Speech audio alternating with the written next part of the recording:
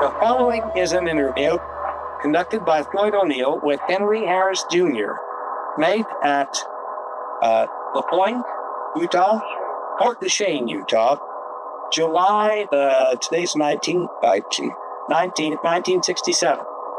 Mr. Harris, where were you born? At Marriott, Utah. When?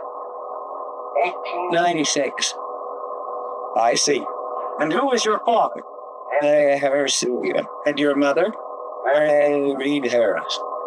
Was your father Indian? He was a full-blood Indian, Bayou Indian from Dixon to that end.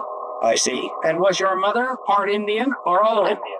Mother was part Indians. He had a white father and an Indian mother. He's just showing blood and the blood. I see. How many brothers and sisters do you have living?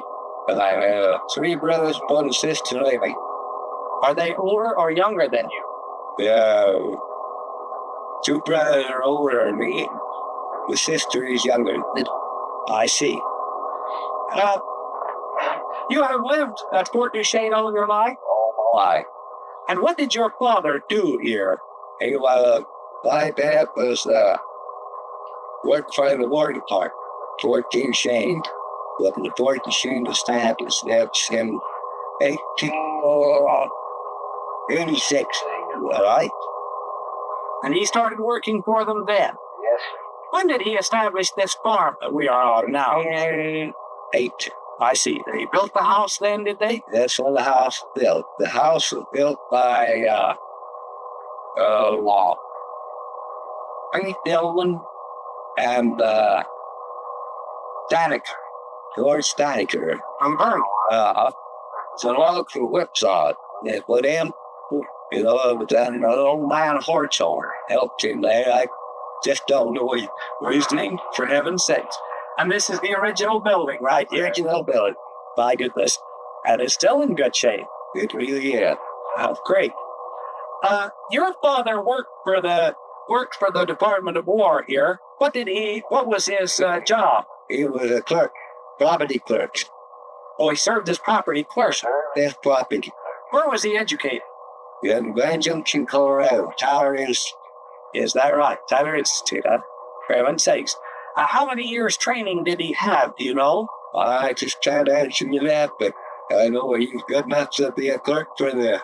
Hell, it must have been well educated. Yeah, I understand, according to some of the old records, that he also served as the interpreter. Yeah. How many of the Indian languages did he know? I couldn't say about 2. He could say Paiute dialect, and Ute, and Bannock. Bannock and English, yeah. Well, that's doing pretty well. Your father served as was it an interpreter during the incident of 1905? Yes, sir. He was a shooter. 1905. What caused the incident of 1905? Allotments. The allotments. He was an year of an allotments for Major McLaughlin came out, and he talked to the Indian then, he's telling things just the way it is. The end of the South, they've been allotted. Man and a wife were allotted together, which they got 320 acres. That's right, I don't remember.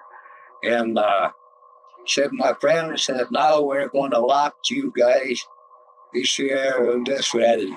Renovation, now it's time for us throwing out that renovation. And we're going to give you a lot. So each one of you pick out your farm, where you're going to be, where you want to live. And this, you be house fence, there's where you stay. But you have 120 acres goes into the base, which will be green reserve, where you can put your horse, cows, sheep, whatever bites you want. And an old man by the name of Suckeye, Indian. What was the name again? Suckeye. Suckeye? Yeah, he was the Indian. Yep, and Morrissey School, Yellowstone, and Red Cap. That time the major was telling them they had to leave the allotment. So old Suckeye says, I don't want to be a pig like a pig in the pan. I Said, I don't want to be fenced up. I don't want to go. I'll leave. And so Doris, Yellowstone, and Redcap joined him. They took a bunch. In the year of 1906, they went for Pine Ridge, South Dakota. But they ended up at Thunderbilt, and they went from there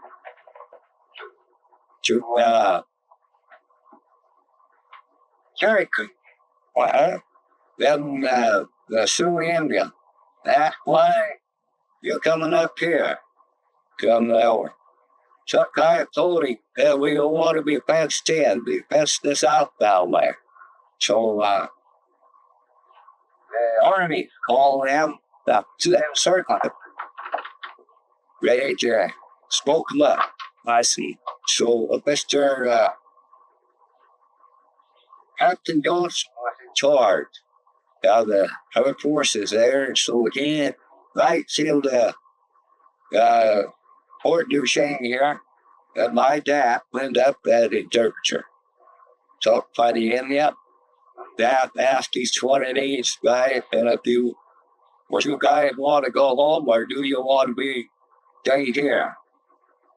And they said, well, we don't want to fight nobody, so I think we better go home. So each member was called. It was a tribe, so what they're going to do. So they all decided to come home. That's when they left up there in the spring of my dad came home, that's Floyd. So I said, he came back home, and the spring of 1908, he went back. And he escorted the Indians back with the Army. They came through back. They spent the summer on the road coming in. Oh, I see. Summer of 1908. Summer of 1908. They come out. They landed up here what is almost a point now. The place was tapped at that time. Then this is the point now. That's where the Indians landed there on the 18th day of October. 1908. Those people who went up there, Henry, were most of them members of the Uintas, or were they White Rivers? White River and folk. They were mostly White Rivers and Uncompahgre, yeah. Did any of the Uintas go with them? Yeah, some of them. There's a good guy, a couple, 2 or 3 up back there. I don't exact how many. Was there any arguments between the Indians before they left about their lands? Did they argue among themselves? Not that I know of. Oh, no arguments. Shut up. When they got back, Henry, let's see, you were born in 96. You would have been a boy of 12 years old. 12 years, right. Were they pretty bitter against the government when they got back here? No, sir.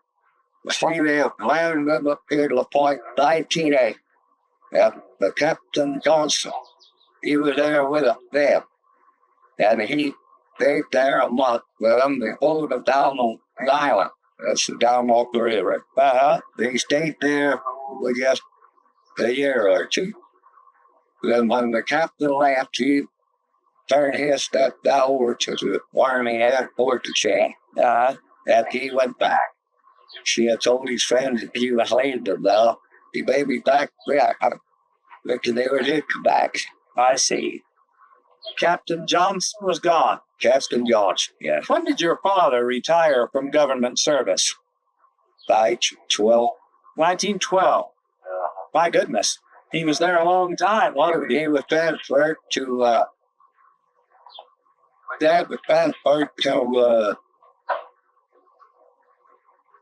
Fort West Yukon. Oh, yeah, West Yukon, Arizona. Yeah, but he transferred to there, and he found the transfer next. So on the same job, he would go there. So he said, retire his trip. Oh, so he just quit. He served 24 years. So, and then quit. Did he farm here after he quit? He farmed place right here after he quit there. When did he die? 1945, June 18th, 1945. My goodness, he must have been a very old man when he died. He took care. My goodness. When did your mother die? In 1960. 1960. Oh, she's buried since 27. 1960. How old was she? 102 years. My goodness. Long time to Yes, ask. sure did. Do you know where she was born? She was born in Willard. Oh, I see. The Shoshone. With the Shoshone and Dutchman. Oh, I see.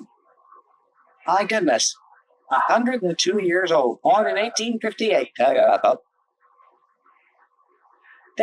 Did she speak you and Shoshone well? He spoke you, Shoshone,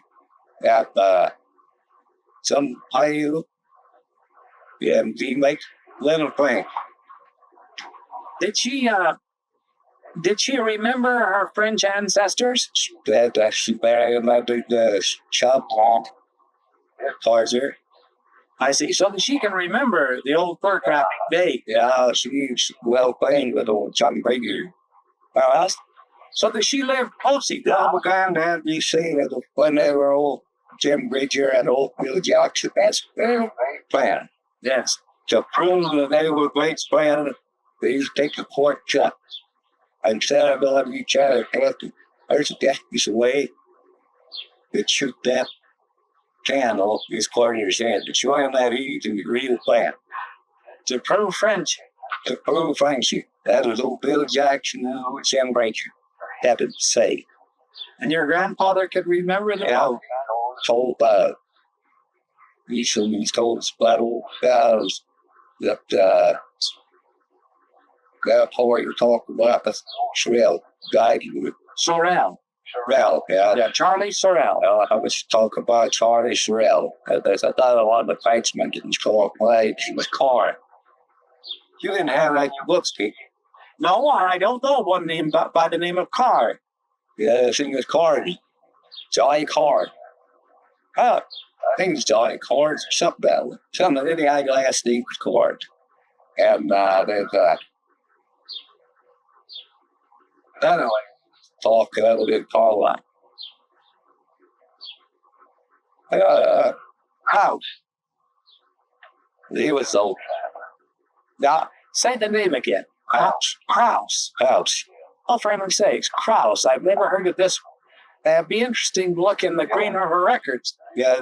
Now they would have mainly traded at Fort Bridger, right? Fort Bridger was where they was from. Fort Bridger. Yeah. They're got it was another. I'll have to be there like that. I'll have. Other time for Reed, though he used to tell a lot to Doris and set up the night tell us story. Well, when your grandpa Reed came to the Uinta Basin, did he come before Fort Robideau or after? And he came before. Came with Sean Reed. Yeah, Grandpa Reed was 7 years old, wasn't he? I was with what's he? Shambo? Yeah, Shambo. Shambo, yeah, he was then a 7-year-old. Mr. Harris, do you think that there is a possibility that the name Shambo might be changed by the Indians in pronouncing it from Charbonneau? I think so. You think it's probable that the name was Charbonneau? Sure, probably that's what it was.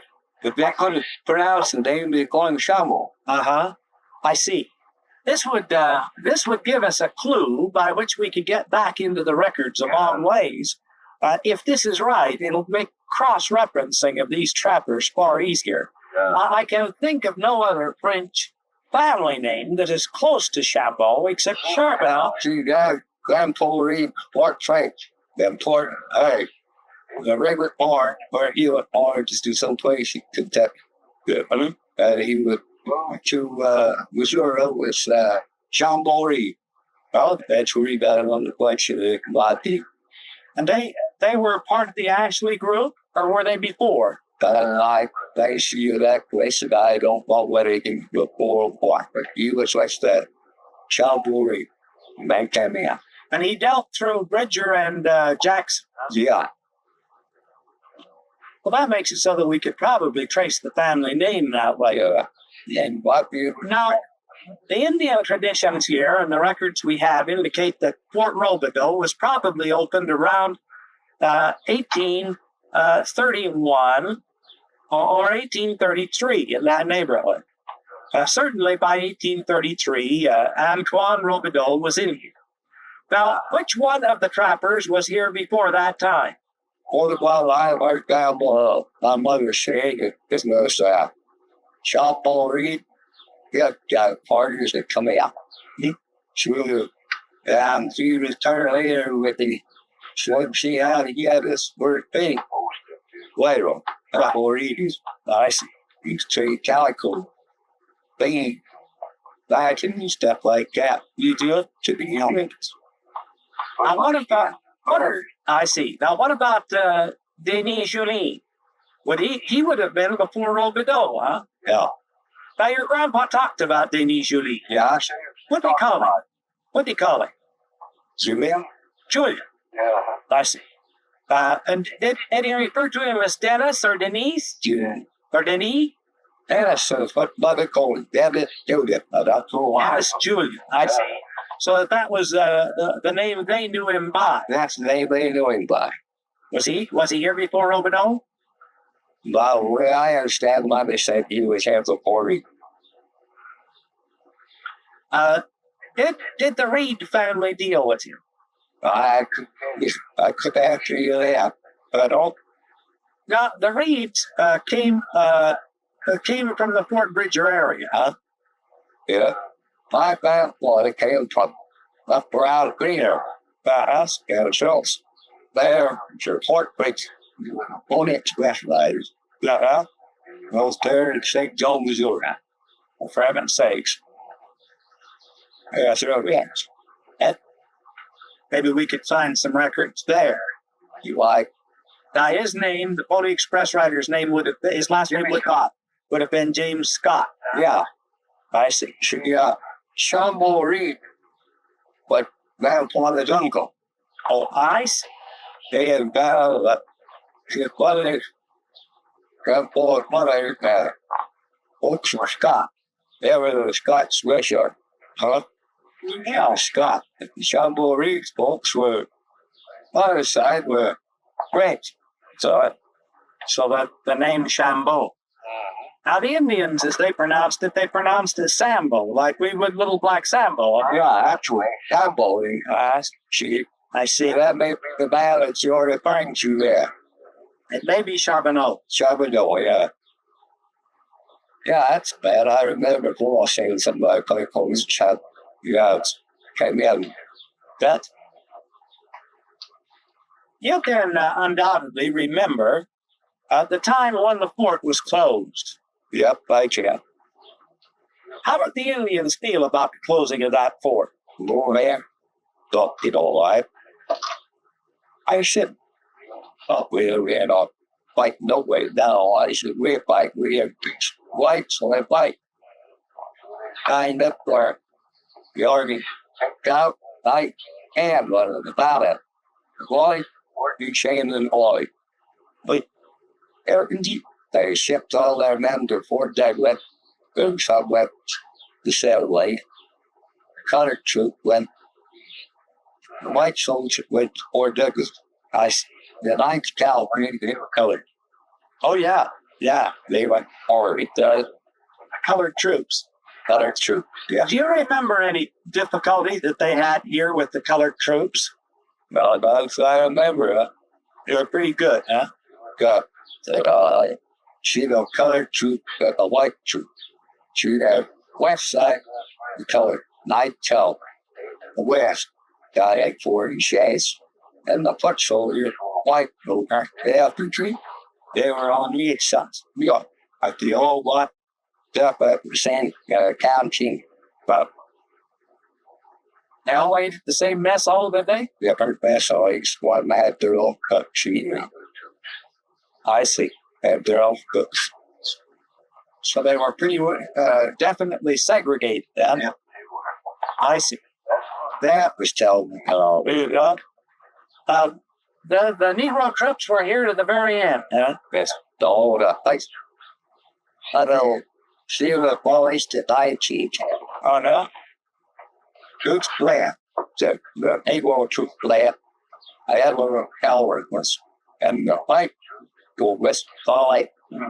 They said, yeah, left skeleton around 45 series, maybe. If by mount on export to the Swiss bonds of the Army surplus.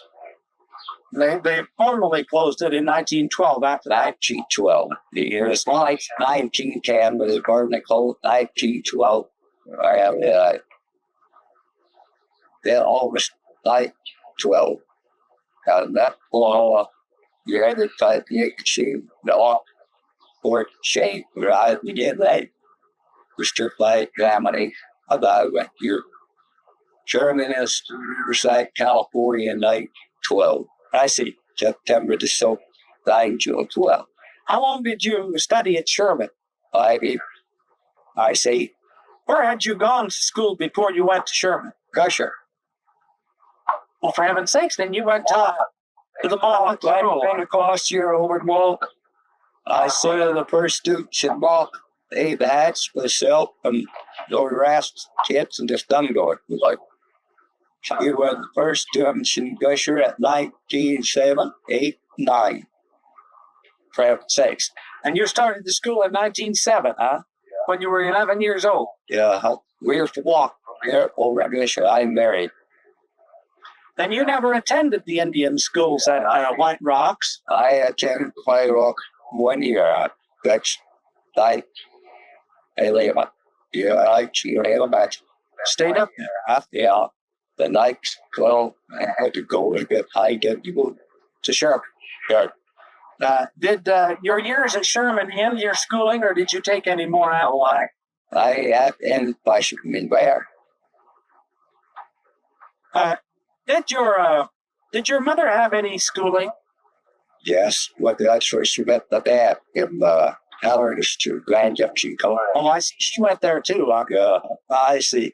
That old Indian school there. Oh, that's very interesting. Do you remember the old school at Rambouillet? Yes, sir. I went that one. I see. The old Rambouillet. Yes, sir. I went 1 year. Who was the principal? Campbell. Who? Campbell. Campbell Lister. Yeah, I was a superintendent for the Fordell. What? And the farmer, as we call him, he would take care of the cattle and the milk stock and stuff. They have us. Milk Nickel. He used to live over here in Roseville. Oh, yeah. Well, now, was he the Indian farmer there before Mr. Owens? Yeah, Mr. Owens was the farmer where he ate. Oh, he wasn't the farmer for the agency. He was the farmer there for the school. Mr. Owens was the farmer for the Ruliges. Milk Nichols was the farmer for the school itself. Cafeteria. So dairy and stuff. Oh, I see. Calling the farmer. I see. Yeah, well, that's what he was doing. I guess that's what you should call it. Yeah, we called him the farmer. And he looks right by the end and way on the other parts away from the school. Yeah. Out. Did you know Mr. Owens? I had to wait well. The Wallace's family and all. His daughter Bessie's still alive, you know. She had. Well, I talked to her the other day in Heber. Yeah. She marries in Heber. You got another dog that named Hellebourne. Right, He was in Washington. Yeah. Play baseball. There was that right. And one, I got a whole bunch of her boys. I see. Did you know the Indian farmer by the name of Stark? Yes, sir. Whatever happened to He lived down the way. Yeah. Wallace Stark. Yeah, that's his name. Did he have a family? I don't believe he did. What about these Indian farmers? Was that a good idea to have the farmers come here and teach the Indians how? There's a lot of them that learned how to handle farms anyway. Says we'll start here at Florida, and there's another farmer that was there with Nichols that rattled it. His name was Cashel. Cashel. Yeah, I see. he was French, yeah. Sounds like it does. Yeah, No? yeah, I was employed there. So Wardell, he was a tenant. Camel, he was the disciplinary. Well, and Vance Nichols, he was a farmer. And Cashel, he was in a guy farmer too. And then there was another guy there, but I can't remember. I can't remember. He wasn't overseer. That's but I can pray. He was what we would call our principal. They called him something else. Headmaster? Something like that. Come on. She had school there. Set. And step to the fifth grade. Huh? Yeah, he would oversee our teachers and things. So like we call the principal. I don't know what you could. They were called headmasters. They had district teacher. You know me. Well, they had an industrial arts program. Yeah, and that teacher should be on East Hill boy how farm start stuff that. Keep better cards. Yeah, build child stuff now. Teach everything. And so you've gone to school at Moffat, at Randlett, at White Rocks, and at Sherman. You were traveling about a bit. White grade. White hard. That's like there about 2 weeks. Fell. Went right on. You didn't like it. Didn't like it. Should be down here. I had to walk. Well, you got to live with your parents, though, didn't you? And I had to walk, but I could be over at 9 o'clock without horse. When your dad was supply clerk, what did he do? Ride horseback to work? To ride horseback. He heard out the horse chain. Every morning, huh? He looked like so we got up and we went back after 5. What, with riding so far, how far is it down there? Well, it used to be there before you put the fence in there, it's about 3 miles down. I see, but now it's 4. Huh? Yeah, it's 4 where you go around the road.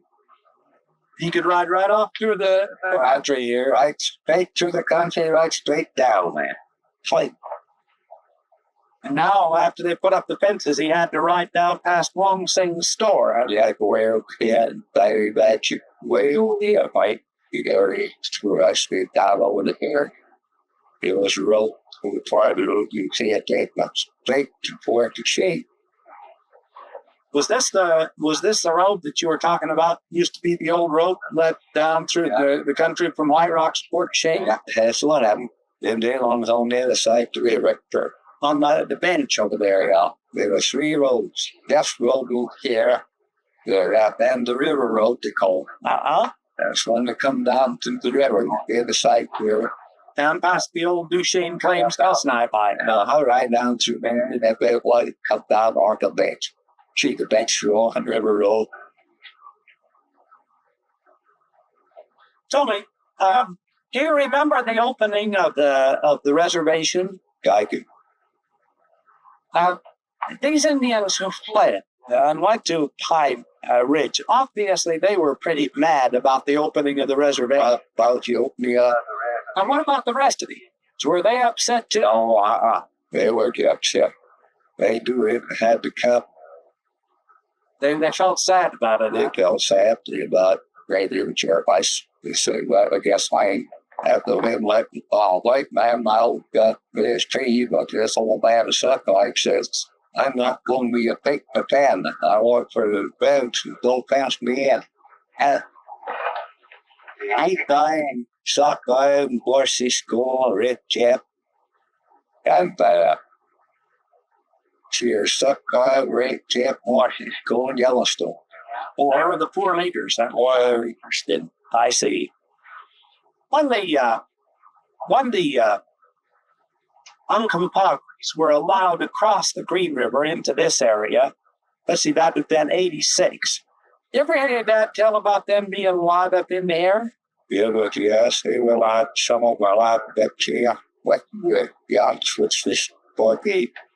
I see. No, Well, see, they don't follow what I took out was part of the White River gang. No, but this year, a great nice. among the oldest Indians that you can remember from a kid, who were the old leaders? Say when you can remember, maybe 1910.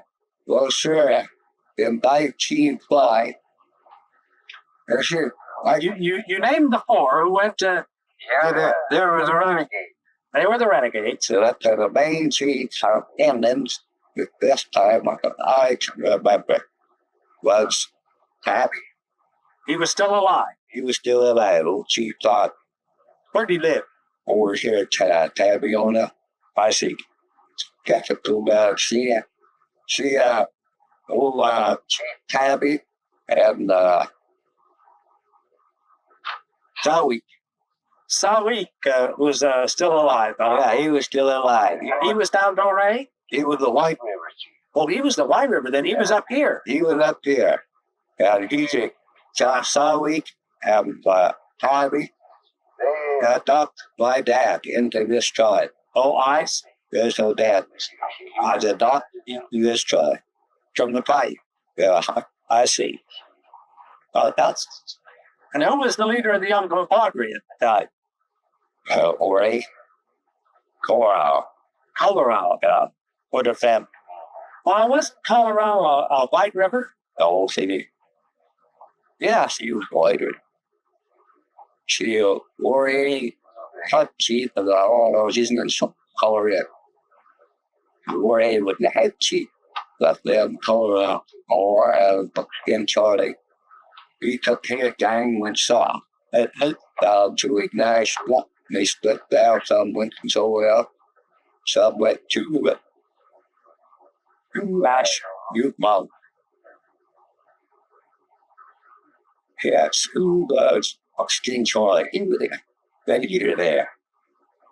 That bad bay. They said away, see, one day you split some cup of paper. Others from that. Corn cake. Oh, yes. Corn cake. All to there with the Uinta. And they moved from there over here. So that's what they call it, the Uinta. And The guy moved to the Uinta agency. how that's it. And then the guy down there to cut that Kishore of the town support down in there. Their chief was Wakaran. Wakara. Yeah, the white man, he couldn't say Wakara, so he says Walker. Oh, this is I see. This is the source of the name, the Walker War, and so Yeah, it's Wakara. yeah. Anyway, I've heard some pronounce it Wakara instead of Wakara. It was Wakara. yeah, face yellow. Yellow man. Wakara. Yellow in it. Oh, I see. I thought, yeah, the shady. When they put his hand down, he spelled it Walker.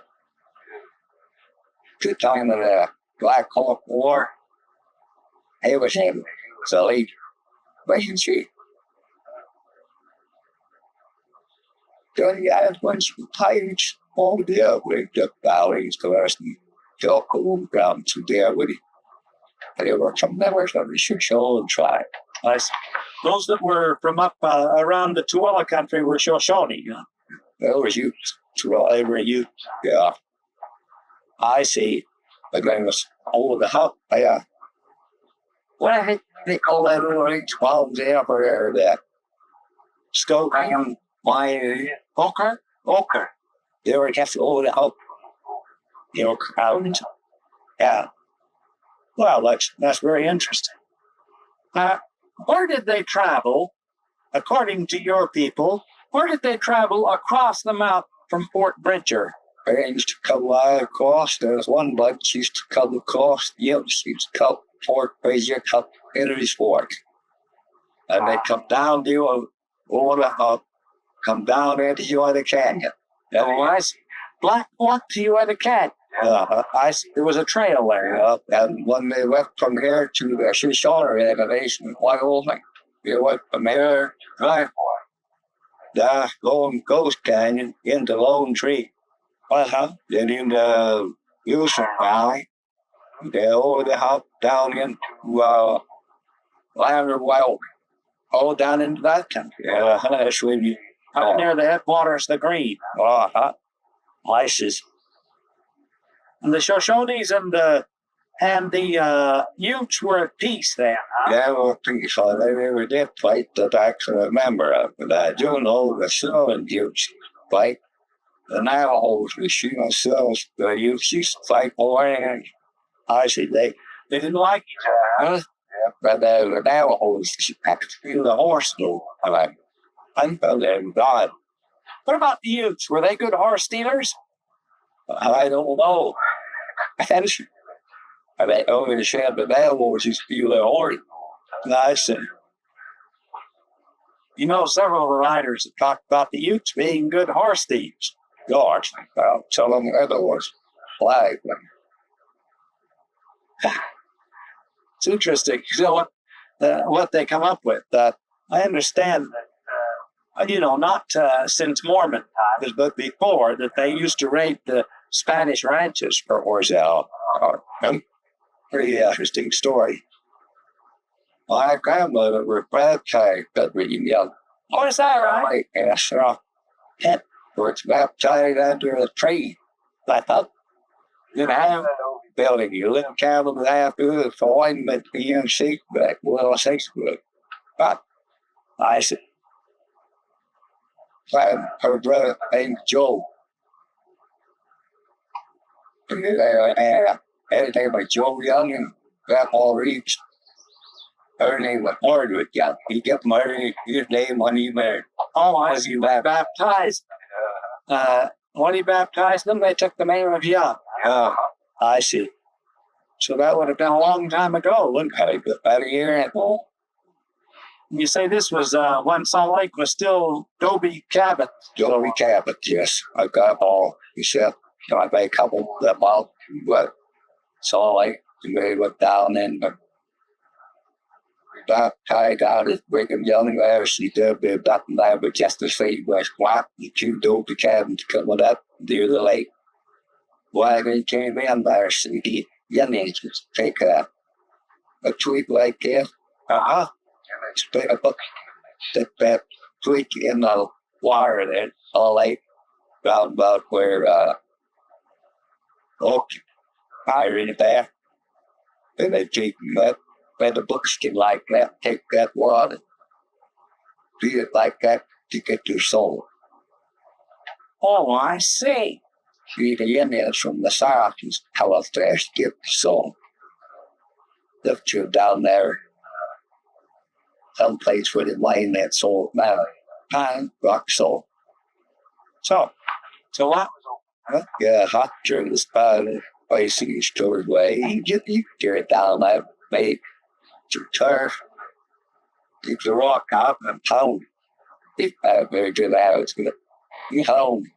So they used to come up there, didn't get their salt from the lake, all lake, where they used to take a buckskin laying on about. Beat the brush off in there to stick it through the lake salt. I see. Just lay the branches into the water, then collect the salt, then just shake it off. Shake it off on and buckskin there, so they could quite a bit. I bet they could. It worked well. Well, that's quite a story. And it was the place where they all traveled to there. Yes, sir. So that's the way they came over from Fort Bridger to Salt Lake. Grandma Reed get Well, she must Grandpa Reed, but like I said, that America was like, that's American Wild West, east of, west of Green River, east of Fort Duchesne. Little America? Little America. Right in there.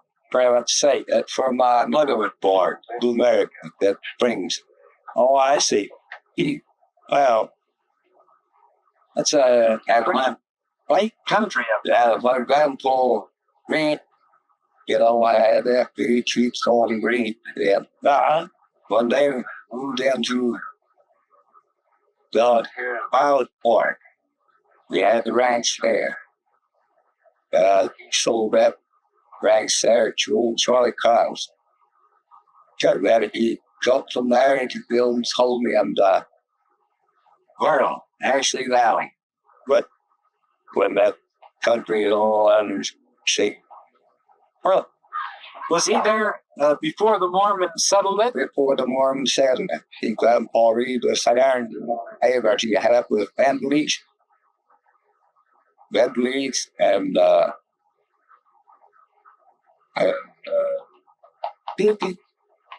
Timothy's and another family.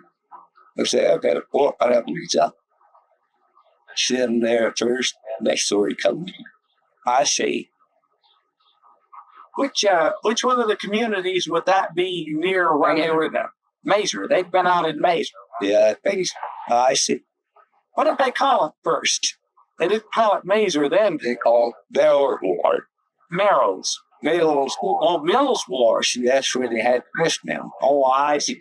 Oh, around. That's an outfit. That's plastic, but nice. She rattles on in there in the Murrays. And this is the same Murrays that your kinsman, Charles Murray, is named after. Yes, sir. I see. Now, that's a very interesting connection. They came in from Wyoming to that territory. Yes, sir. That must have been in the 1870s then, or 60s. Oh, on before our part. Yeah. Oh, just a kid. Yes, I had. I understand when the reservation was open, Henry, that there was an area between here and Vernal that was called the Strip. That's the place I was telling you about. Moffat over here. I see. Moffat was on the Strip? No, it's just off the Strip. See the Strip? See there? Probably the renovation come like this, just like that. Huh? You want us come this? They had a store right there in the saloon. Well, so they called it the Strip. Right in that little B there, off the reservation. Oh, I see. And everybody go up there off the reservation to get their liquor. Yep, that's what they do. Is that what caused all the trouble? I don't know, I could say, but anyhow, they moved up from there. Then I should have what they call Moffat. That's where they used to have the truck, Pete's Pay truck, and the SG land to do that one square. Man to the street. Good heavens.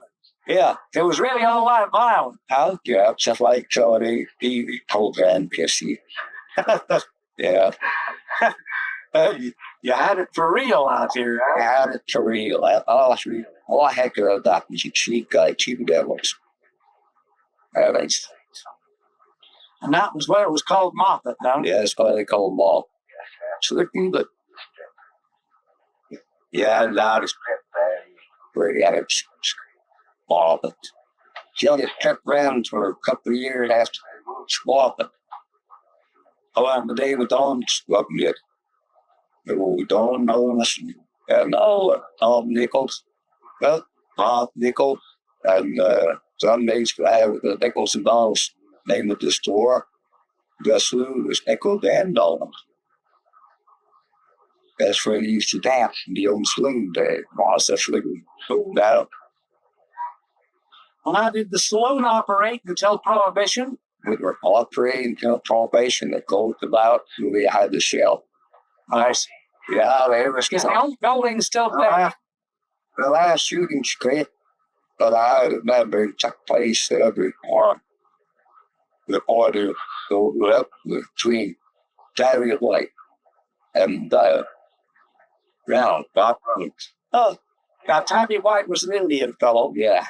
Was Reynolds? Reynolds, he was a white brother. Who shot who? Well, Charlie killed him. Reynolds shot him first. Then he killed Reynolds, shot Reynolds too. So, I don't know the whole story in Spain, right? I didn't do it past about it, but I was killed up Denver. There was nights in jail again. Having the last year. For heaven's sake. So, my mother, well, we'd gone home, we'd go to the store, and we'd drink them all. And it's getting raining hay here. There, hay. And you said, left guy, go. Dad said, better go get something now. We'll go start the hand. We'll be in this next few right later, so we won't be able to get home. So, on. Guys went over, so I went over when he could stay home. We got over there and Mom said, we go up that trail there with this guy leading to Bloody Bank of the ditch. The water was still running off him. It's cold. So the cars and was the car. Boy, who was that guy? Two Bob Rhodes. Yeah, killed and shooting straight to come Tabby White. Tabby White tried to leave. He got the pumps out to kill there. That's really kept. But, of course, Walter. It's really like that blue corn. Oh, I see. That's where they cut it. Yeah. Was Tabby White an unconfederate? And she went out. He was a Uinta. And, did they send him to jail or did they call it self-defense? They signed him to jail, like served 8 years. I see. Yeah, Father Galatians, paid by women. Grace all. There at the old strip. Did the strip extend on up to the Point area? No, it just stay right there where it was. Just have a little bit of beat in there. A little angle in there where people could, little baby, but store I see. And there's so many feet that way, it'd be on the program here in the earth. So many feet this way, it'd be on the other. I see. Yeah, that's what we'd be at there when they had the store. I flew. So they wouldn't be under the jurisdiction of the federal officers. I don't know. I guess the federal officers there, but anyhow, they were right in that little beat. They called it strip. I see. That's what the strip was. So much. Do you remember? Do you remember any of the Indians who came in the migration of 1868 from Provo? Yes, sir. Who were some of the ones who were alive that came on that migration after the Black Hawk War? Oh, they were so bad. Besides Tabby, that is. See, Tabby, Robin, Beckwana, Copewana, Old Street. What about the Mountain Lion family? Were they part of that? Yeah, they were for that.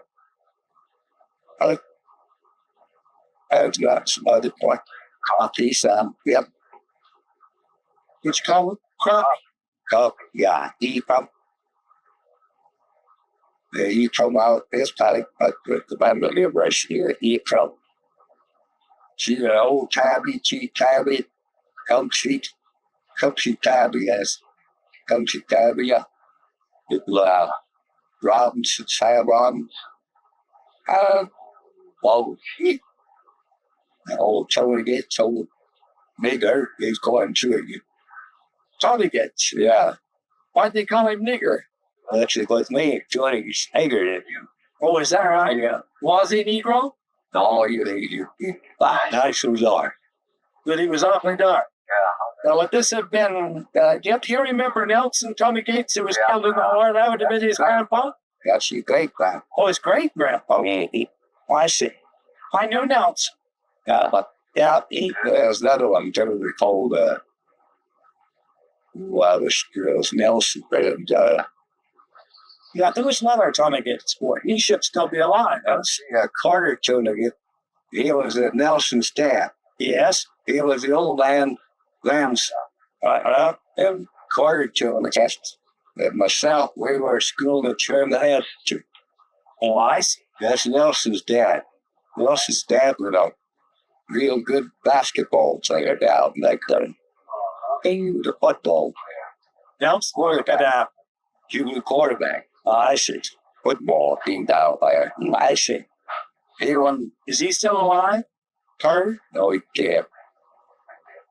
A while after his son's kid. So,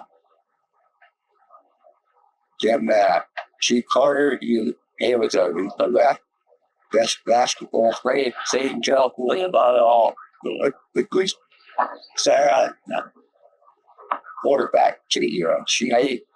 Sherman used to be good enough Indian football, play UFC and Berkeley and all of them. Like, Sarah, it's about 2,000. Sarah, big school, starting not to be there, so we lot of football there. Jim Thorpe, I remember him there. He was cool. Yeah, so no, he went to Carolina. Yeah, he ended down there. Yeah. Who was it that was mentioning Jim Thorpe to me the other day? I believe when he was at Carlisle, I believe it was Bob O'Reilly. I know Jim Thorpe. He's just about, 1912, I think. Was that church? Huh. He was at the second box, Oklahoma. I don't. Well, I don't know what time he said he paid for it. Well, did that. Carrots. Hey, sorry about say. He stood about, I guess he thought it was, average way of still, shakes. He was like, shots. Tell me, do you remember Captain Hall? Yes, sir, I do. He acted the Indian East at Point Rock, year of 95. Did he leave this country? Yeah, he was transferred from here to Fort Duchesne. Larry went on east. I see. How was he accepted by the Indians? Sir, Indian liked Hall. Yes, How did they like McLaughlin? Or is there they really like him? They still refer to his talk about. Is that right? They still talk about About McLaughlin. Major McLaughlin. That's your guy that brought South Dakota Captain Johnson. He still remember him. Talk about him. Government's another one. Major Greens. Oh, Major Breeze. Yeah, he was captain while you were cheering, and he had good invasions. Yeah. So that he was popular too. He was popular. Was Captain, Colonel well liked? He was well liked by the Indian. That's why they made the school down there. And right around there. He first served at White Rock, son. I couldn't ask you that, but I know he served out at Fort Duchesne, but he was in the Army. Yeah, he headed up the fort for a while. But yeah, he was in Valley, Fort Duchesne. Very interesting man, Rantlett. Colonel Rantlett. Yeah, you remember him personally? I do. But he was still around then after the turn of the century. Yeah, he was still around. Your dad worked for him. Yeah, he worked for him. Sure was exposed. Where did they sell the lumber that they built the fort out of? Well, sure. The Fort Duchesne timber was cut up to what we call now High Gulch. Well, the headquarters of Dry Gulch. Yeah, at the West Fork, there was Dry Gulch. Timber was cut to Fort Duchesne. Where was the sawmill? In West Fork, Dry Gulch. I could take you right to it now. Get in there. For heaven's sake. When did they move? Was there ever a sawmill over on the John Star Flat? Still, that's where the sawmill was. See, the independent sawmill was in Uinta Canyon first. Yes. And they moved up further up to near the park. And then they moved from there to Dry Gulch. I was there at Vegas for about 2 or 3 years. And then I was moved on further up Vegas. Got down next in a couple of hours and still a star plant. It's the best weird last one we see back. When they abandoned. Thanks, that now. And they cut the lumber up there that they built the fort out of. Yeah, at the old sawmill in Drysdale, the old orange sawmill, they still call it after me. Steam-driven equipment. Water sitting way up there. It was on ice in the past. Oh, for heaven's sakes. I may drive up and take a picture of that. I'd like to have a picture of the old spoiler, you know. I grew up with you. I used to know, I don't know whether we if that truck or the car or we used roads used to go right by. Sure. Wagon road was built right to it. Well, maybe we'll get a map and take a look and see if there's a road there now. I know the Ashley Forest people, I understand, have a pretty good map out there. Yeah. Well, take a look. What they ought to do, though, is what they ought to do is preserve the road to the old orange sawmill. That's what they should have done. Sure. Now, was that an army sawmill or was it under the tribe? It was the army sawmill. I see. It was army. The army. I see. So they weren't cutting Indian timber, they were cutting federal timber. They were cutting federal timber. Army. That's for the Fort Duchesne left them. What'd they do with all those great big 2-story buildings they had down there? Burning mud. Supposed to burn out that tore some of them down. There was a spot. I kind of like those old buildings. You know, I thought they were very pretty and colorful. We had a picture of out at the Asia Fort Duchesne. I go ahead that take a left. But they want the old pictures there of her old horse and sheep. Well, it looked like. Yeah. She's a hell of a long time. She wasn't. Yeah, I bet it did. I understand it used to be lots greener then, but there was a lot of grass and stuff that's been killed out. A lot of grass. They every day. Shared down at everything. They got nothing at all. Huh. So can't change Creole for it. I'll tell you, just too bad that we got that, you know, it was so colorful, pretty. they should have let it chop it up to it. Well, they be up there for a long time, like this last meeting. They said we have turned to a quiet trap to preserve the old building. So on the ballot, what? Who was this? Schwartz? What's the old someone that's going to tear them out and hold it some well for Hankies. Oh, they start tearing them down that early, huh? My gosh, they were always on 4. The time the toilet valve, so they can burn it. Tree up, burn it up that time. So the time the old barn, the horse boards, 2 horse, brown barn, burn 3 old fire. The barn burn 1 fire, 1 end thing. Too bad. The place for us, the building of worry about coupling involved was the doctor. Horse doctor, later so The veterinarian. It was his house. Oh, I see. Out of the house west of him, there was the oil house. Then that one way up the alley, that walk house, that was the powder bagging. Oh, I see. That's still in pretty good shape. Yeah, I think Yeah, the government's done a pretty good job of maintaining that. I don't know what they used now for anything about it. There was the army powder bags. Just all the bullets. Powder.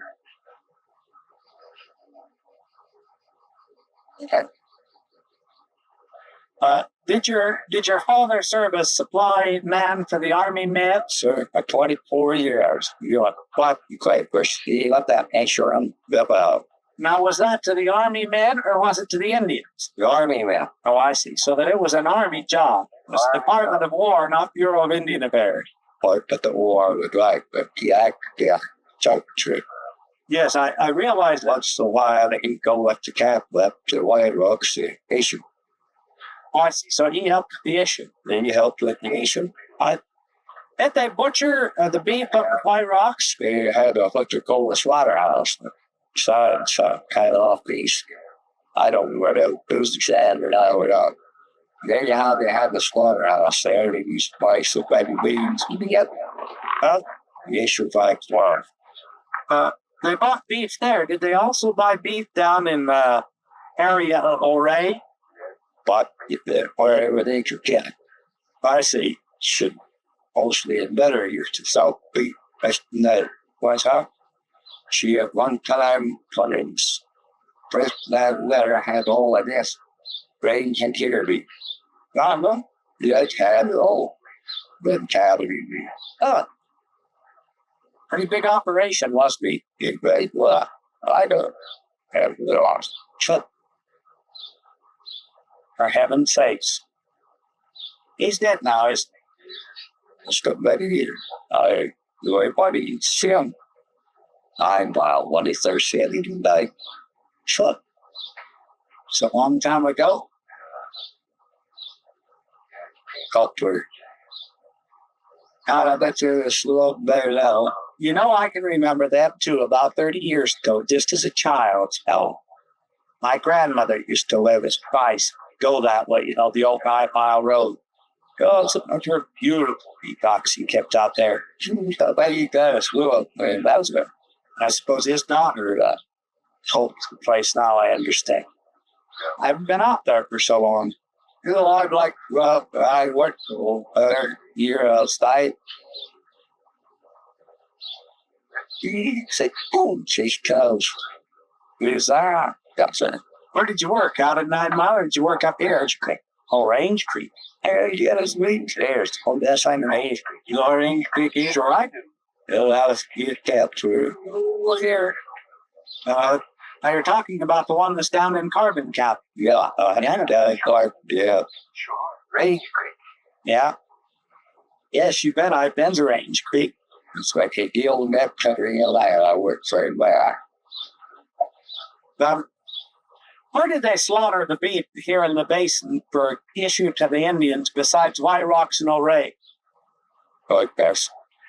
Oh, there was also a slaughterhouse there. That them with two of them. Well, two? Yeah. Did they also slaughter around Black? Yeah. I don't know when they slaughtered Van Lad or not. I think Van Lad was to O'Ray. Or and the old one here I used here there in White Rock. But still, right? I know they already had a slaughterhouse. Yeah, that should be already slaughterhouse too. I see. You know Indian Bench over here? Do you know what it was called before it was called Indian Bench? That's like the guy ever do. I see. I understand they started calling it that because so many of the Indian allotments were chosen there. Yeah. That's why we called it Gateway Bank. There was a lot of Indians and blacks small at that time. Hey, they speak to the farmers.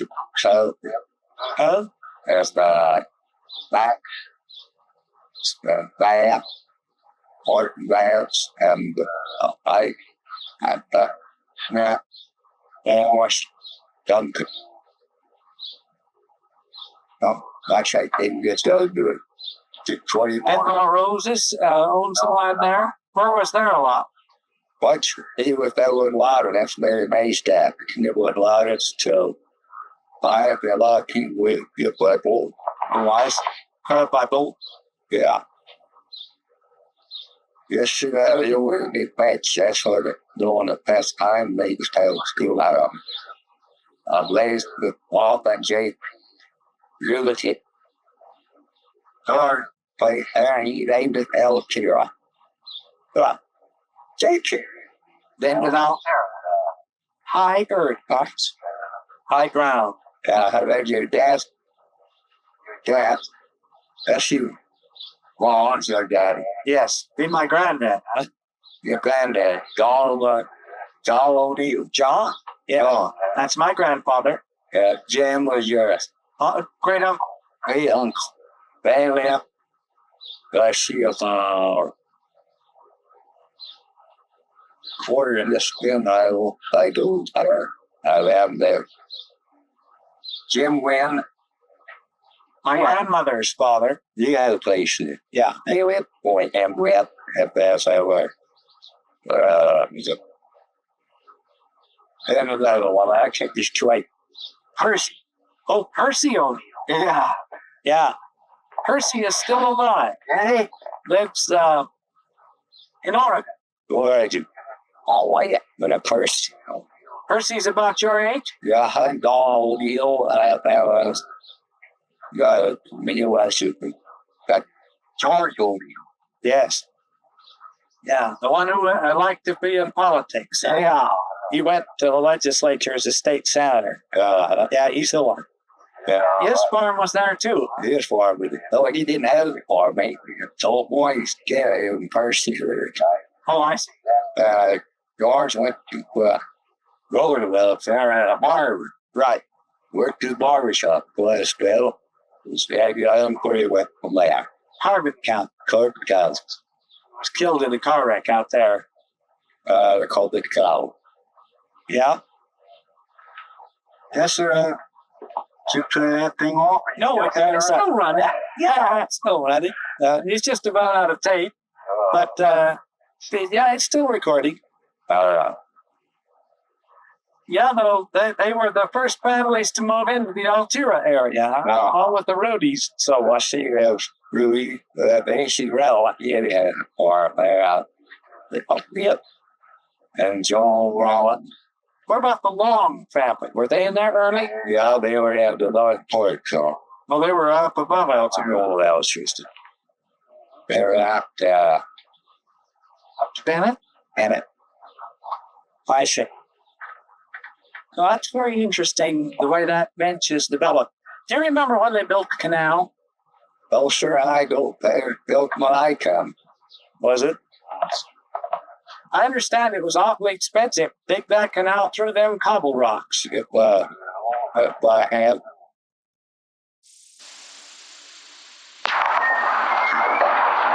Watch. What did you... Up there. Up there. Did you? Kina for the door. And there, when everything happened, they never anyway.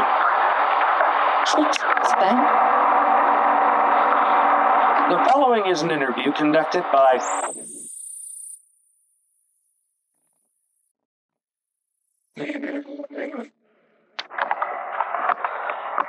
Following is a tape recording conducted by Floyd O'Neill with Henry Harris Jr. made July 25, 1967 at Fort Duchesne, Utah. Mr. Harris, if I were referring to the White River Indians, how would I say that in Ute? I would. Gugwatchu? Gugwatchu. If I were referring to those Indians who came from Utah and Great Salt Lake area, how would I refer to them? Pawanuch. Pawanuch. Pawanuch. I see the Indians are called Pawanuch Lake. I see.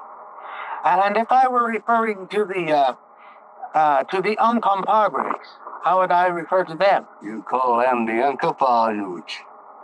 And what does Uncompahgres mean? Meaning Red Lake Indian. Red Lake Indian. Uncompahgres. If I were referring to a Paiute in Ute, what would I call him? Paiute. That's all I remember. I see. If I were referring to a Shoshone, what would I call him? Yes, Shoshone. Well, just that or you speaking English. I see, they use that term. Sometimes they call them swords. Shoshone. Swords. Oh, I see. Swords. What about the meaning of the term for White River Indian? What does it mean? Is it carrot eater? No, it means White River. Just White River, and all like my members here, they're in Colorado, where they're from in Meeker, they call them White River Indian. How do they refer to the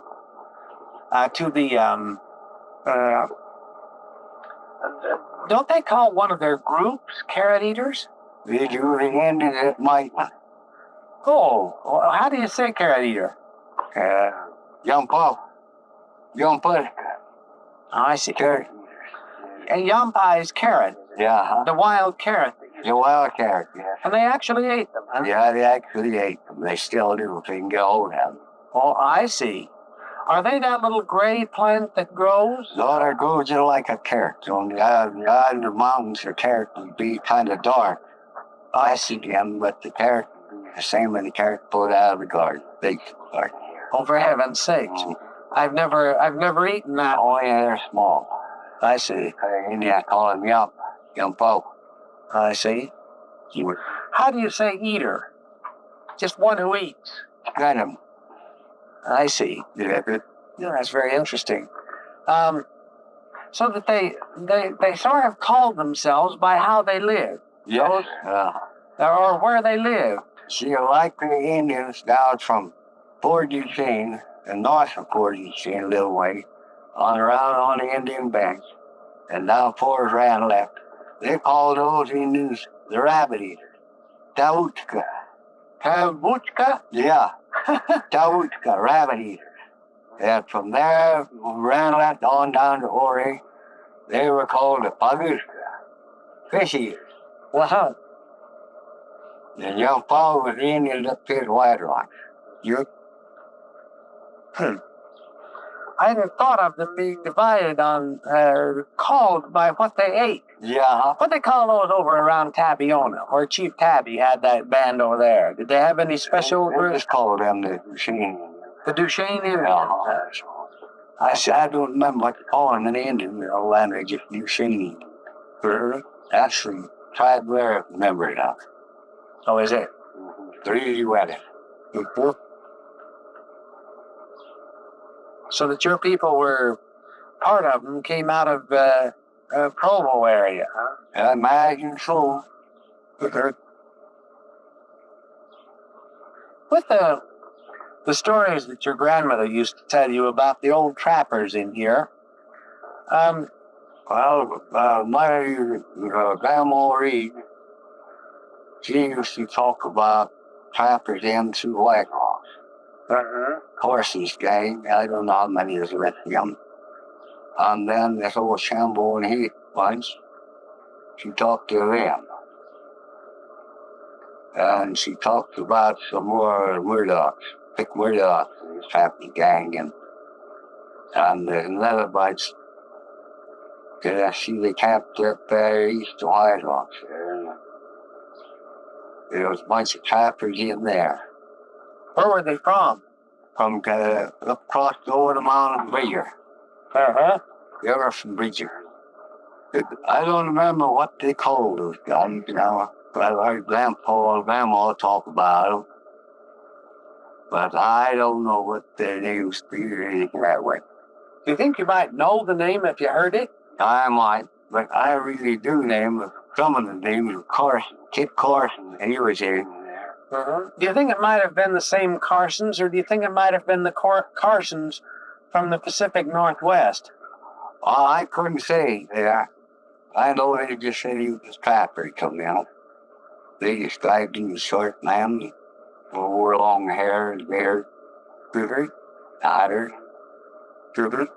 This doesn't sound like Kit Carson, who was a great Army scout, does it? No, I don't know. I couldn't say. I don't know. I didn't hear him say. Did you ever hear the first name of Carson? Have you ever heard them refer to a man whose name was Alexander Carson? No. Oh, one day I heard Grandpa say it was Kit Carson. I see. It's the only name by Carson that you... Was he the old Indian fighter? Yes? That'd be him. He was the one who had so many dealings with the Utes that are the Southern Utes. Well, that's the guy. He moved out. Yes, we know he was here. Grandpa and Grandma Reed used to talk about it. Where did they have the old cabins of the fur trappers other than White Rocks? So they had them. They did have some up out east of White Rocks there, out in the...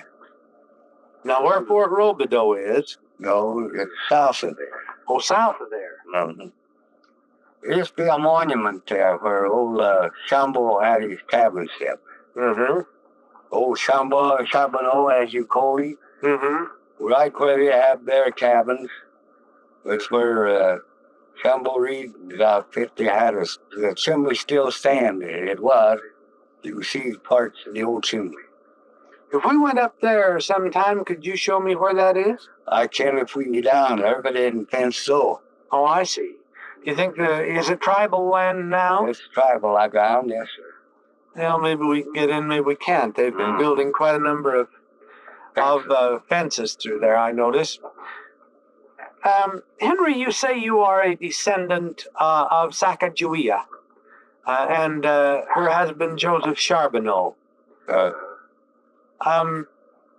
Now, was it through her son that you are a descendant of Sacagawea?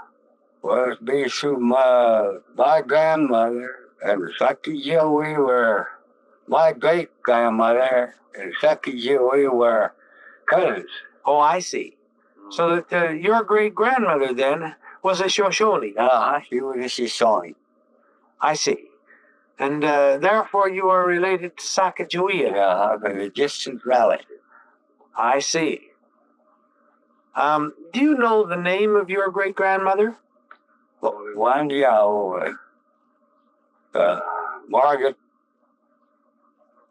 Reed. Margaret Reed Young. Margaret Young Reed. Yeah. Margaret Young Reed. Yeah, that's it. Margaret Reed Young. Mm-hmm. Margaret Reed Young, yeah. I see. She was married to James Reed. James B. Reed. And James B. Reed was born in Kentucky. Yeah. Now, is he the one who served as a Pony Express rider? He was a Pony Express rider from St. Joe, Missouri to Bridger, Wyoming. Fort Bridger, huh? Mm-hmm. Huh.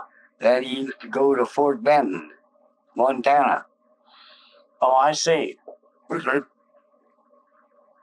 you ever spend any time up in Fort Bridger?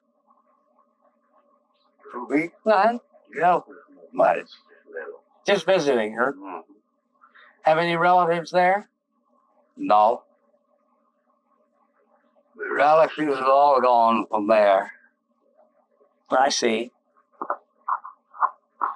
When in the time before the fort was opened and the other Indians were put out here, where did your people live? Where was your father raised when he was a young boy? My father was raised in Nixon, Nevada.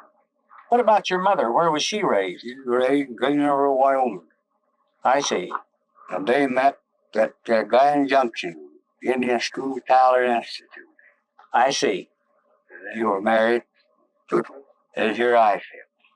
Yeah. It's quite a distance, isn't it? Mm-hmm. Now, Margaret Reed, when she was young, came into this area. How young was she? She was 18 years old, better than 18. I see. And she and James B. Reed settled near White Rocks, or did they settle in Ashley Valley? They first come into the basin. They were settled in Ashley Valley. When they first come into the basin, they were met, married, they were living in Green River, Wyoming. Uh-huh. And then they come over the mountain to over here to Brown's Fork. They lived there quite a while, then come up on the mountain, lived there to some top place I forgot what grandpa called it. But Brown's Hole, is it? Uh-huh. Brown's Hole. And this Brown's Park too, aren't it? Uh-huh. Yeah, right over in there. Well, that's where they lived. Then they come over into Ashley Valley. And he was one of the first settlers in Ashley Valley. That's right. You don't happen to know the year that they came to Ashley Valley, do you? No, sir, I don't. Long before I was born. I see. Be kind of interesting to go back and look at the census rolls for 1880 and see if they were in there by then, huh? Yeah. You think they were in there long before that, huh? Well, I think they were, now. I'm not sure, but I think they were. Well, we'll take a look and see. It'll be easy to check, of course, against the 1880. And then your parents Now, your parents, it was your father who was the son of Margaret Young Reed. Was it your father who was her son? No, Or your mother who was her daughter? my mother, who was her daughter. I see. So that your mother was a Reed. Young Reed, yeah. Them all Reed. Uh-huh. And She was baptized by Brigham Young. When they used sagebrush for ointment. oh, for heaven's sake. Sage oil, huh? Yeah. Huh. Must have been way back in the 50s. That one. Salt Lake was first settled. Oh, I see. She was one of the first of the Indians baptized. Baptized. Her and Uncle Joe, they were baptized. For heaven's sakes. Still quite a number of that family who were Mormons, are there not? Quite a few of them are still Mormon. Robert. Henry, do you belong to a Christian church? You bet I do. Which one? Hell yeah. I see. When were you baptized, do you know? I don't remember exact date. The year, but that was long ago, about 10, 12 years ago. Albert Harris baptized me beyond the record. I see. You say it was 10 or 12 years ago, or when you were 10 or 12 years old? Well, that's 10 or 12 years ago when I was baptized. See, I was in the Episcopal Church all the time until then. Oh, I see. I converted over to the LDS Church. I see. The Episcopal Church was run at Randlett. Is that the one you attended? That's why I attended. Who was the first minister down there? Do you remember him? Captain J.R. Hersey. For heaven's sakes. Are any of his people still around here? I could say, I don't know. Hersey, I know, was the first one, but everyone else down in there. I went to school over at Randlett, and we went to church there. Do you remember what they called that church? Was it called Holy Spirit then, or? I don't remember what it was called. All I know is the church. I see, the Episcopal Church, huh? Episcopal Church. Uh-huh. Pretty little old church, isn't it? It's called the Mission. Oh, they call it the Mission then. Yeah, Mission Church. Yeah. The Indians call it the Mission. Mm-hmm. Yeah, that's right. When I was in school there in the year 1910, Right. 1 year there, and 1 year while I was just I was California. Uh-huh. When I didn't go to Strip, Dresser over here. Yeah. You went to Sherman, then. Tell me about that little church down there. Have you been down around Randlett since they moved that church up across the No, street? sir, I haven't. When I first saw that church, it was sort of snappy little building. It had the preacher's house there, near there, and the residence there, and they had the church. They had a lawn planted, and they had it fixed so they could irrigate. Either way, and they had a place there, all in lawn. When I saw it last, a good many years ago, and then they started making the cemeteries near down in there. Mm-hmm. And finally they had to move it out. Church out across the river, over on the south side of the river there. A lot of Indians buried in that old cemetery, isn't there? You bet, there's quite a few of them. Do you remember the time of the great epidemic, the flu epidemic, when so many died? Yes, sir, I remember well. That was in the year of 1920. The winter of 1919 and 20? Winter of 1919 and 20. Yes, sir, there's quite a bunch of deaths. A lot of them. I heard from someone the other day who said there were so many deaths at that cemetery that they had to bury them all in one grave that they dug with a scraper. Did you ever hear that story? No, sir, I never did. Most of them were dug by men who dug night time, burying night and day. Died long many a death. Yeah, the Indians really lost that year, didn't they? You bet they do. They didn't know what to do. They get the flu, and they think it just was the common old cold, and here it turned into pneumonia. Killed them all. Well, I'll say it did. A lot of them were really, I was amazed to see that so many in the records of Fort Duchesne who died. It must have been a terrible winter. Yeah, it was. Really wicked. A lot of them died up White Rock. Uh-huh. Yes, the records show that. You know what it was, Mhm. Did the measles or any of those other diseases ever kill them off like that? No, bog disease took them to pass that old flu. The Indian called it Spanish flu at that time. Oh, is that right? Yeah. They called it Spanish influenza. I don't know. So that's what they call it. Mm-hmm. Spanish flu. Did you catch it? Yeah, I had it. 1920. I understand that the effects of that flu was something terrible. Were you sick all summer? Yeah, I was sick for a long time. Still deaf in one ear from it. Is that right? That's right. This one here, I can't hear what you're talking about unless I'm looking right at you. For heaven's sakes. They left you deaf in their left ear. It must have been a terrible flu. It was. It's quite a tough disease, I'm telling you. Some of the old Indians have told me that flu epidemic left them blind. There's quite a few more left blind. It was true then that this actually did blind some of them. It was true. It was that same epidemic. Same epidemic of 1920, 1919 and 20. Yeah, and most of the deaths occurred in the early months of 1920. Right. Yes. Right from September, October to February, clear up to it. But the worst part of it hit in January and February. Gee, you're stealing over you like chickens. Is it true that most of the Indians were not living in their houses when the flu hit, that they chose to live in their teepees and wickiups? Most of them were living in tents at that time. There's very few of them were living in their houses like they are today. Why did they reject the houses? Do you know? Because they'd never lived in them? That's it. Just because they never did live in the house. They don't know what it was like until after they got into it. I see. I noticed when I was a child, here, that many of the older Indian families would camp right beside their houses, put their horses in the house, and they'd camp in the wickiup, and if you ever asked them why, they said, well, they felt more comfortable.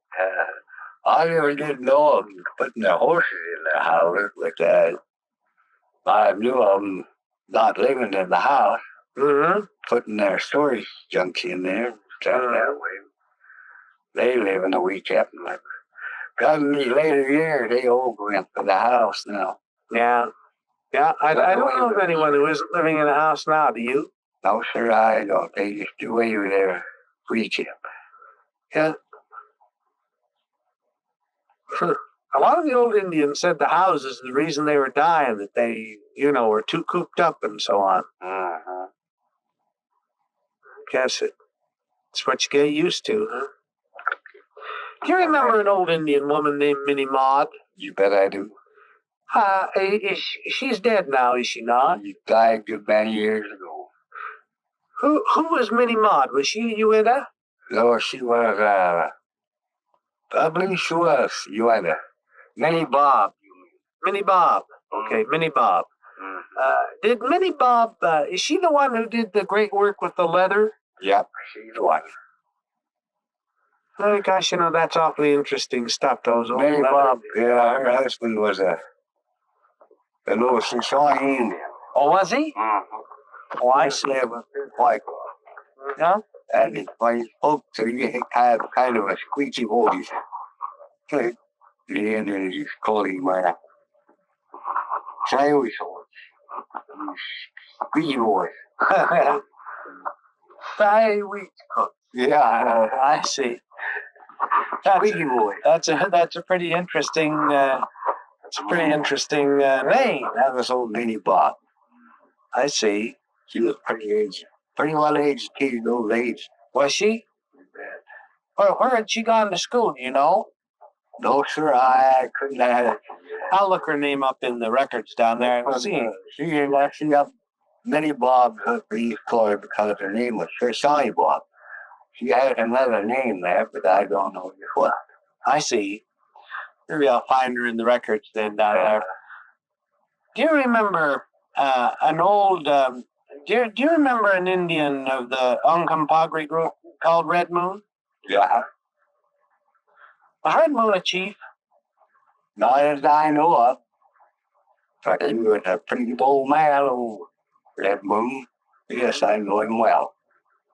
He had 2 grandsons when he stayed here with us. He had grandchildren. Oh, was that right? Yeah.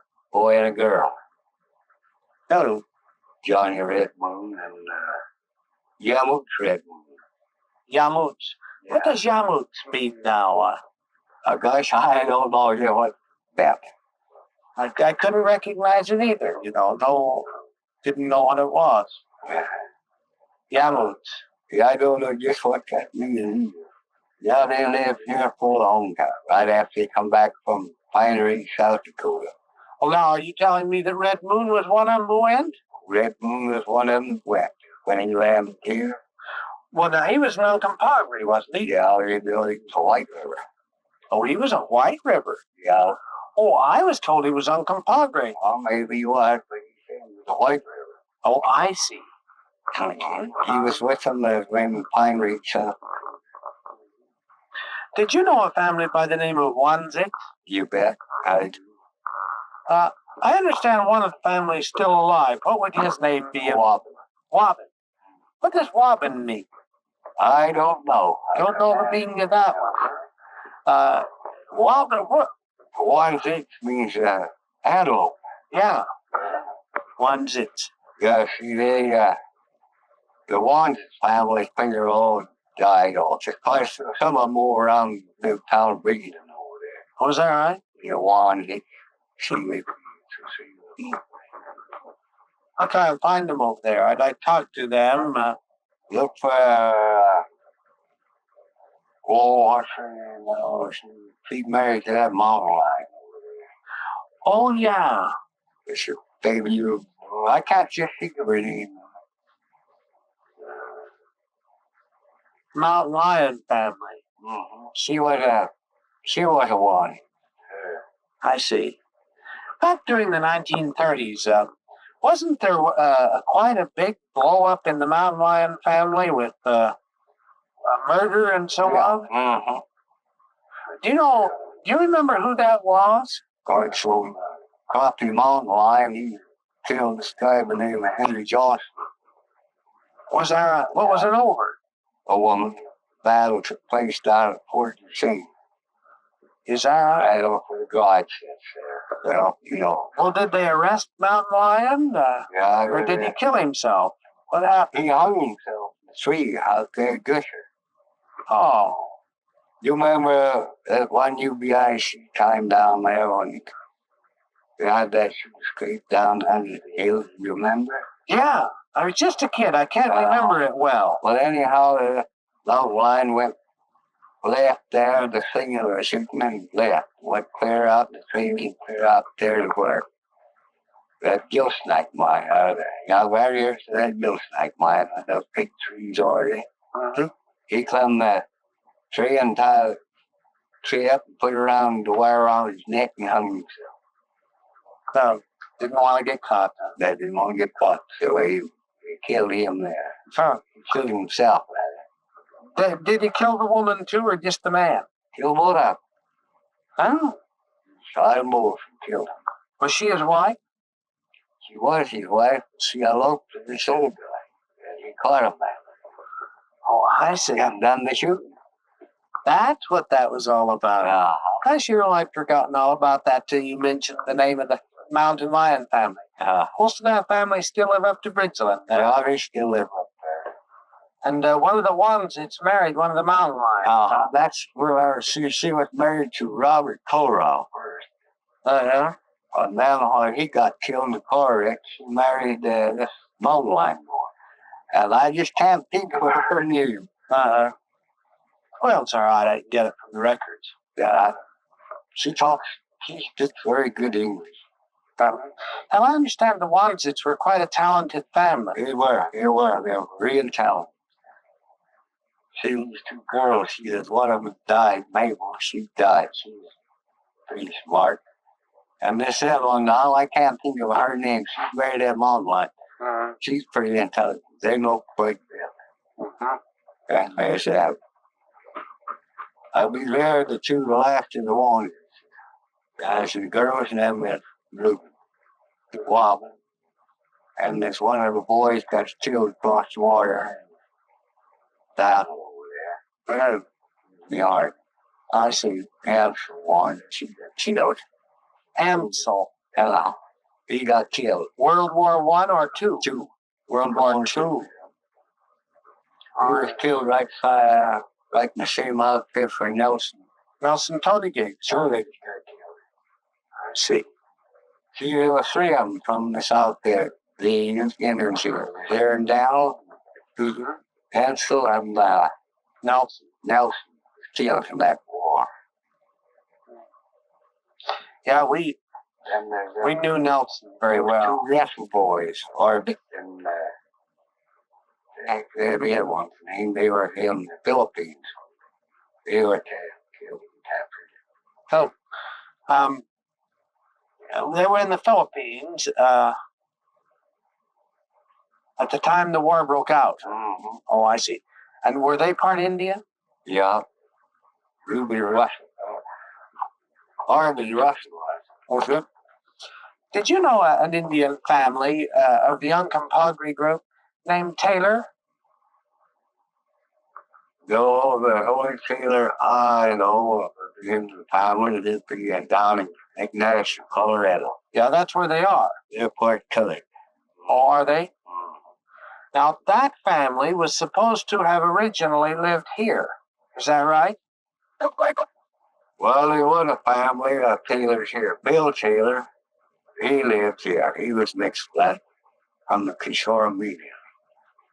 They lived here. Yeah, that's right. Bill Taylor, Lee Taylor, and old Will Taylor, father, and then there were some girls. No, mate. You say they were from the Kusharam Indians, huh? Yeah, they were his dad's from, and they moved in here, and they were in here with Ethan. That's Will Taylor. See, there's Will and Laura and John Taylor, and then there's another. A girl? Yeah, Carlisle. They were in here with Bill Taylor. See, they were related to Bill Taylor. They were brother and sister. And young Bill, he's alive now. He's down all through out there. You guys have seen great big kid yourself. How old would he be? 50, 60 years old. That's some right. What does he do up to? You know? No, sir, I don't know. I haven't seen him for good many years. He would know your dad well. Was that right? Well, then I'll ask Dad. Yeah, Sure. That's the way to do it if they went to school together. Lee Taylor. Now, Dad's 64, so you think they'd be just about the same age? I see. Willie Taylor, we done your name. Call him Willie. Willie, huh? Yeah. Okay, fine. I'll do just that. Taylor. What about a Baker family? Did you know a family here by the name of Baker? Were they Indian whites? They were Indians. No, I don't remember any Bakers. I see. They went down to the southern reservation after a while, and I wondered if that was during your lifetime or before. Maybe before. I see. Because you can't remember them, huh? I don't remember. When the time before the reservation was opened, Henry, how did the Indians get along with the people at Vernal, do you know? Good. Very good. Was all right, huh? What did they do? Did they go there mostly for their trading? Mostly for the trade. Mostly for grass, supply, grocery. Mm-hmm. They just take a load of wheat over to this. The old man, oh, he's running this mill over his land at that time. Up in there, and they just go there and get your grass. Huh. Get a load of wheat over, bring back a load of flour, bran, grain. Every one. What did they do? Pay in shares? The grist mill would charge 10%? The millions charge him like that, yeah. I see. So that they could either pay in cash or they could pay by them taking part of the grain. The grist used to take part of the grain. Maybe push it way back, maybe a block. What do you call toll in? Yeah, toll. Yeah, that's what they used to They used to do that.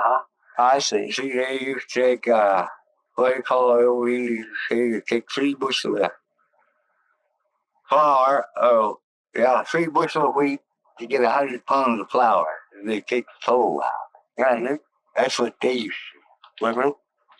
That's the early days. Yeah. God's sakes. Mm-hmm. That's the way it was. Was that after the grist mill at White Rocks burned? Yes, sir. They didn't ever build another flour mill until later, huh? They never did build one. Well, didn't they used to make flour at Roosevelt?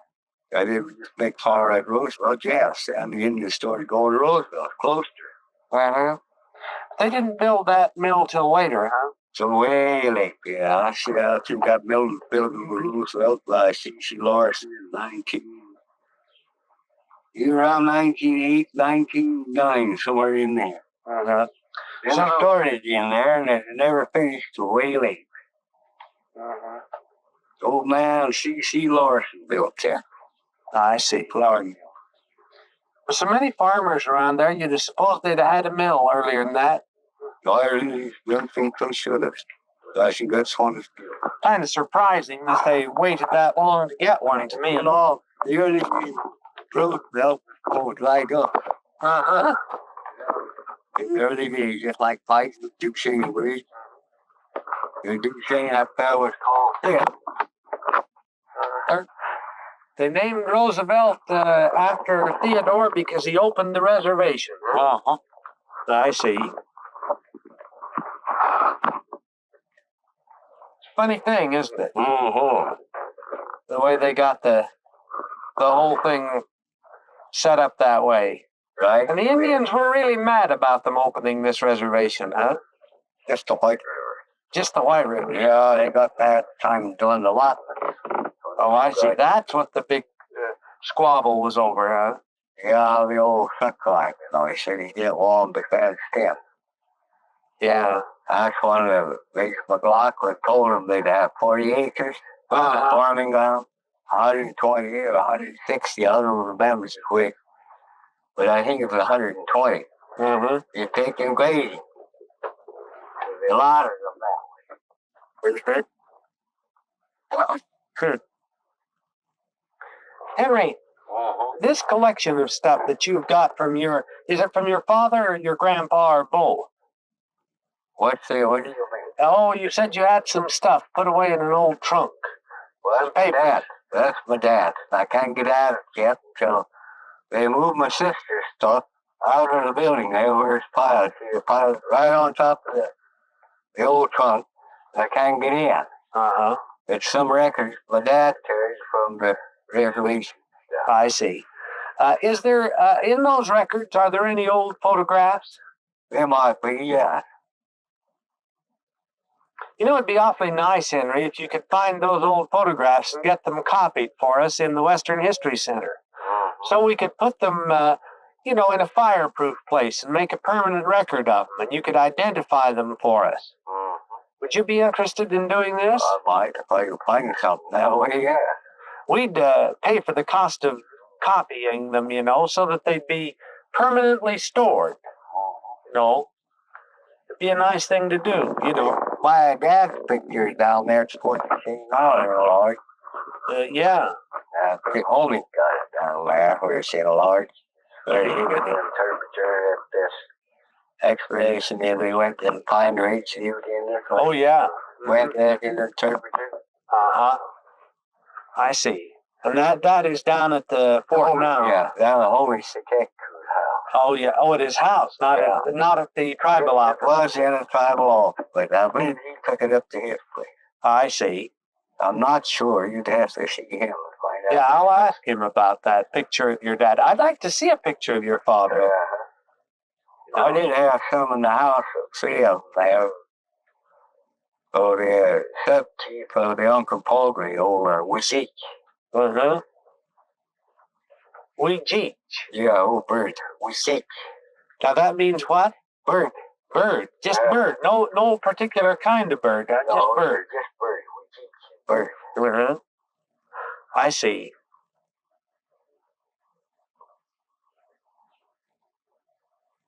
Yes, sir. I'll look around. What you might find some of that hole. Well, it'd be nice to have them copied, even if you wanted to keep them here, it'd be fine if we could just make some copies of them, so that they'd be a permanent record of them.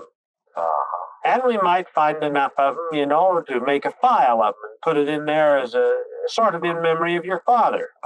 Memorial. Yes, or, a memorial collection or something, I'm sure you'd like to do that for your father and mother's memory. If we find something in there like that, we'll do that. But we get in that trunk, I don't know. I see. It's in the house here, is it? Yeah, it's in that little storage house in the back, where we put Dad's trucks, and his things before we had time to segregate the papers and stuff, and separate them or get them. What's your sister's name? Ada, she's over in the old folks. Stroke, lost her mind, just like she said. Oh, relatives. Yeah. Mm-hmm. In bad shape over there is. Paralyzed. Who was she married to? David Sufeld. I see. How old is your sister Ada? She'd be about 68 years old, somewhere in there. Well, for heaven's sakes, that's much too young to have a stroke, isn't it? My goodness, she's younger than you, huh? Yeah. Oh, that is too bad. Well, I walk doggone like 7. I only walk. I Good never for keep you. still.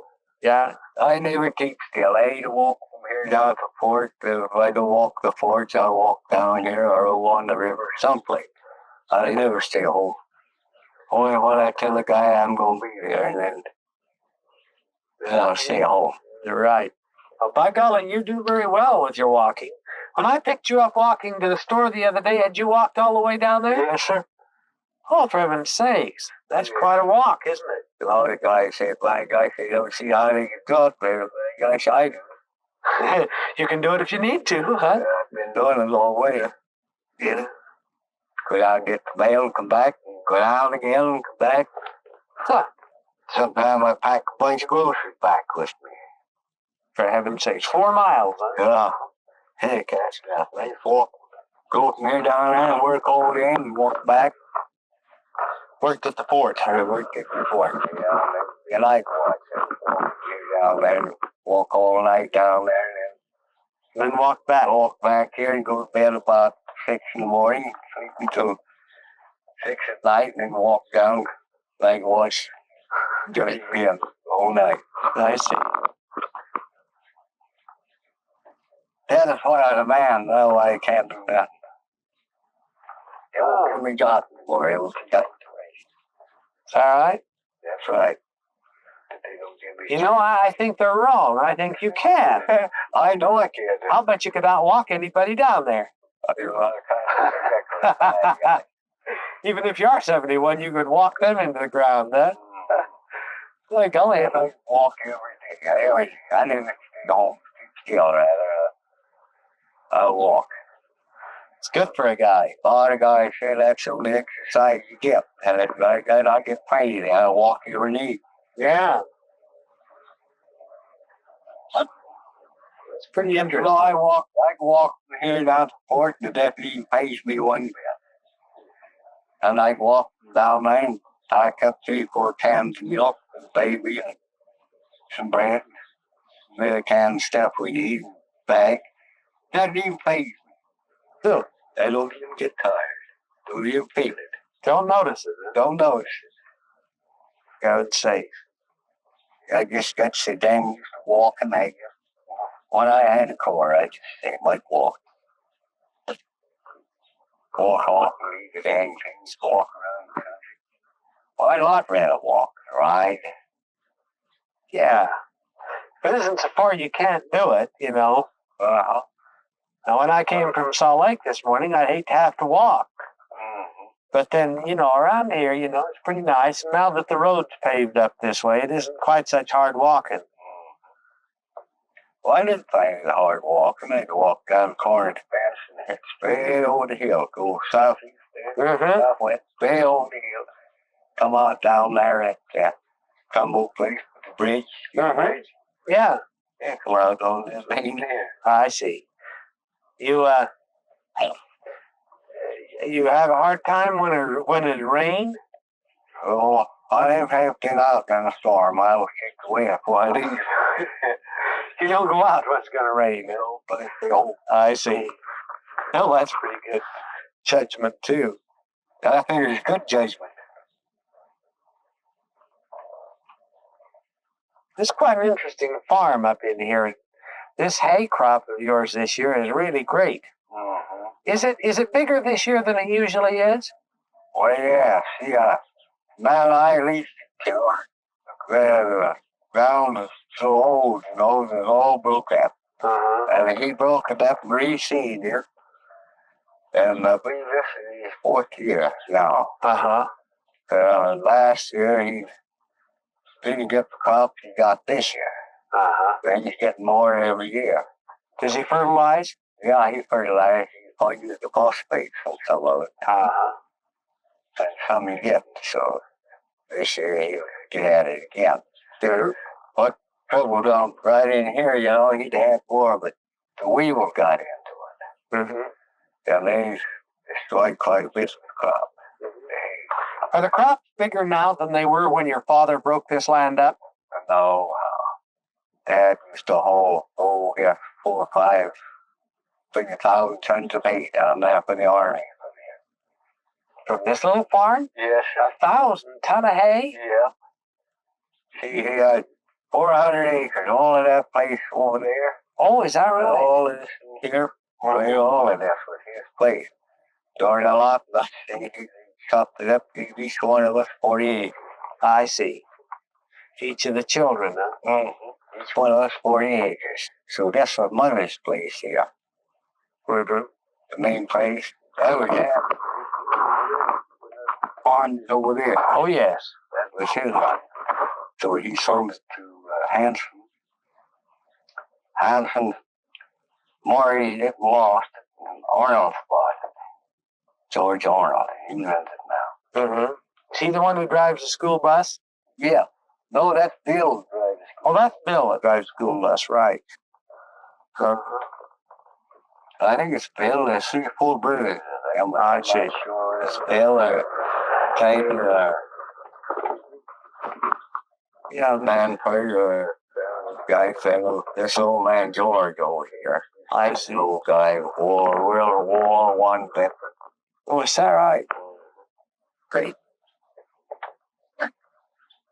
He suffered a flu, same as I did. It's like him at other place. Or it's only just my ear, but Huh. 1 ear, guy. Bad. It ain't so bad when you get used to it. I see. But good hearing going is the one side. You turn your head and listen with the other one, huh? Yeah, see, I turn that way with listen to you, but I've got a like pair of liver breeze or something going. I'd have to turn around and looking at you, see what you're talking about. I see. When the Negro troops were here, did the Negro troops ever go up and help get the timber out? They sure did. Ninth Cavalry troops here. They helped build the barracks there at Fort Duchesne. Is that right? Oh, sure. Colored troops.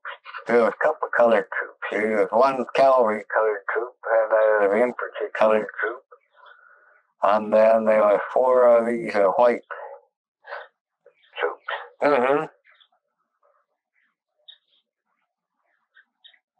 And they went up and did day's labor just like everybody else. Huh? It wasn't just soldiering, huh? Got out there, sawing wood, chopping wood. Did they help with the building of the bridges? Helped build bridges from Fort Duchesne to White Rock. Well, then they worked on the road, huh? Yeah, they worked the road too. Whatever the captain told them they do, he went and done. Did they ever help build the canal? No. The canal was put in that in Maybe after the flood, by 1908 canal. Well, now, when was the Indian Bench Canal built? That canal was built around 1800, so around there before the Iron Post was built. Oh, I see. Back in the 1800s, then. It was that canal was one of the early projects, huh? That was one of those projects, yes, sir. Indian Bench Canal. What did they call that canal back then? Do you remember a different name? No, sir, I don't remember. All I know is the Bench Canal. That's the way we remember it. Well, it's quite a visit. Thank you, Henry. Yes, sir.